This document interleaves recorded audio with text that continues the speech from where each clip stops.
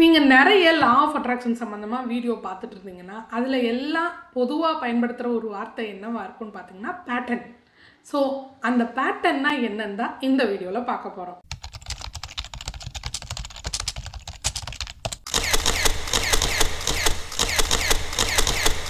Hi, எல்லாருக்கும் வணக்கம். நான் Vasuki Shankar. I'm meditation coach, EFT therapist. Pattern அப்படிங்கிறத நான் உங்களுக்கு என்ன மாதிரி சொல்ல விரும்புகிறேன்னா ரெக்கார்ட். சரிங்களா?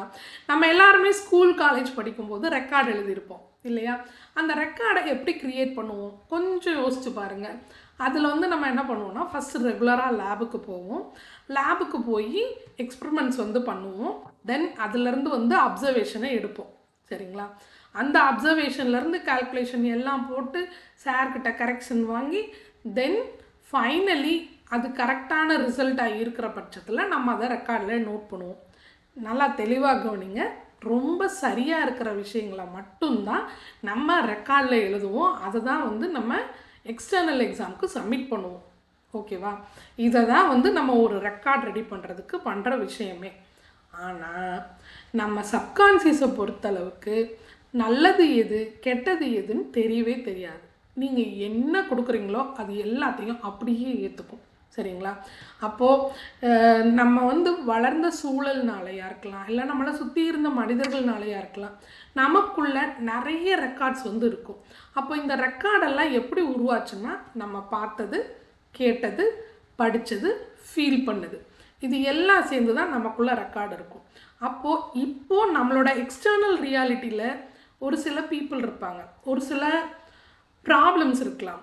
இது எல்லாமே எதுக்கு மேட்சிங்காக இருக்கும்னா, நமக்குள்ளே என்ன இருக்கோ அதுக்கு மேட்சிங்காக தான் இருக்கும். இப்போ எனக்கு ஒரு ஹெல்த் இஷ்யூ வருதுன்னா அதுக்கான ரெக்கார்டு எனக்குள்ளே இருக்கும். எனக்குள்ளே ரெக்கார்டு இல்லாமல் எனக்கு அந்த பிரச்சனையே வராது. இதை தெளிவாக புரிஞ்சுக்கணும். ஓகேங்களா? சே ஃபார் எக்ஸாம்பிள், இப்போ உங்களுக்கு உங்கள் மதர் இன்லா தான் ஒரு ப்ராப்ளம் அப்படின்னு நீங்கள் சொல்கிறீங்கன்னா, you have a record of mother in law problem. அப்போது இது எங்கேருந்து வந்திருக்கலாம்? நீங்கள் நிறைய சீரியல் பார்த்துருந்துருக்கலாம், இல்லை உங்கள் அம்மா நிறைய கஷ்டப்பட்டதை உங்கள்கிட்ட சொல்லியிருந்துருக்கலாம், இல்லை உங்கள் ஃப்ரெண்ட்ஸ் சொல்லி நீங்கள் கேட்டிருந்துருக்கலாம். அப்போது இந்த மாதிரியான விஷயங்களை நம்ம கன்சியூம் பண்ணிகிட்டே இருக்க இந்த ரெக்கார்டு நமக்கு அவுட்டர் ரியாலிட்டியாக மாறிட்டே இருக்கும். அப்போது இதை எப்படி மாற்றுறது அப்படிங்கிறதுனா, அப்போ தான் நம்ம கான்சியஸாக மாற ஆரம்பிக்கிறோம். கான்சியஸாக என்ன பண்ணுறோம், எந்தெந்த விஷயங்களில் நமக்கு பிரச்சனை இருக்கோ அதை எல்லாத்தையும் தள்ளி வைக்கிறோம். அந்த ப்ராசஸ்க்கு பேர் தான் டீடாக்ஸ். ஸோ டீடாக்ஸ் பண்ணுறது மூலமாக நமக்குள்ள தேவையில்லாமல் சேர்கிற அழுக்குகளை தவிர்க்கிறோம். அப்படி தான் நான் சொல்லுவேன். தென் அதுக்கப்புறம் என்னன்னு பார்த்தீங்கன்னா, நமக்கு நல்ல டேட்டா வேணும் இல்லையா? அந்த நல்ல டேட்டாவை கான்சியஸாக க்ரியேட் பண்ணுறோம். நன்றி எழுதுகிறோம், அஃபர்மேஷன் கேட்குறோம், மெடிடேஷன் பண்ணுறோம், ஏதோ ஒரு ப்ராசஸ் பண்ணி சப்கான்சியஸில் இருக்கிற குப்பைகளை வெளியில் தள்ளுறோம். சரிங்களா? இப்போ நம்மளோட இன்டர்னல் வேர்ல்டு சரியாக இல்லைன்னா நம்மளோட எக்ஸ்டர்னல் வேர்ல்டு நல்லா இருக்காது. அதை தான் திரும்ப திரும்ப சொல்லுவாங்க, your internal world, your outer world is the reflection of your internal world அப்படின்னு சொல்லுவாங்க.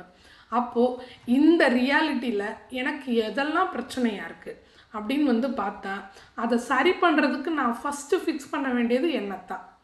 எனக்கு ஃபேவராக என் ஹஸ்பண்ட் இல்லைன்னா நான் என் ஹஸ்பண்டை மாற்ற தேவையில்லை, நான் என்ன தான் சரி பண்ணிக்கணும். சரிங்களா? எனக்கு ஒரு ஹெல்த் இஷ்யூ வருதுன்னா அதுக்கு நான் வேறு யாரையாவது காரணம் காட்டாமல் அதுக்கு நான் தான் பொறுப்புங்கிறத நம்ம புரிஞ்சுக்கிறணும். சிம்பிளாக சொல்லணுன்னா, நம்ம வாழ்க்கையில் நடக்கிற எல்லாத்துக்கும் நம்ம தான் காரணம். நம்ம ஒரு எஃபர்ட் போடாமல் நம்ம வாழ்க்கை மாறவே மாறாது. அந்த எஃபர்ட் நம்மளோட கான்சியஸ் எஃபர்ட்டாக இருக்கணும். நம்ம கான்சியஸாக நமக்குள்ளே என்ன மாதிரியான டேட்டா போகணும் அப்படிங்கிறத நம்ம முடிவு பண்ணும்போது நமக்குள்ளே சரியான ரெக்கார்டு உருவாகும்.